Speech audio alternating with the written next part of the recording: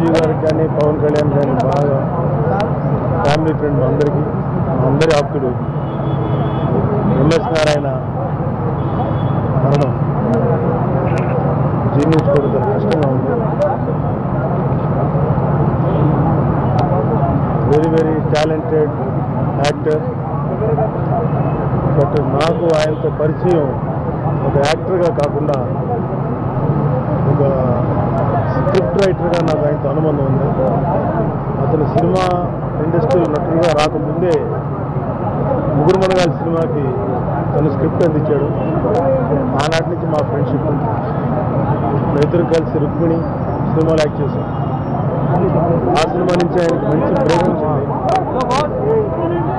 తర్వాత ఇద్దరు కలిసి ఆఖరిసారిగా చేసిన ఇవి ఉన్నాయి.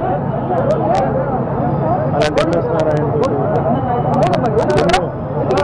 ఎన్నో మంచి విషయాలను షేర్ చేస్తున్నాం. ఎన్నో ఆధ్యాత్మిక విషయాలు మా బాగా చెప్పేవాడు. మేధావి, చదువుకున్నవాడు, లెక్చరర్, గొప్ప హాస్పిటల్.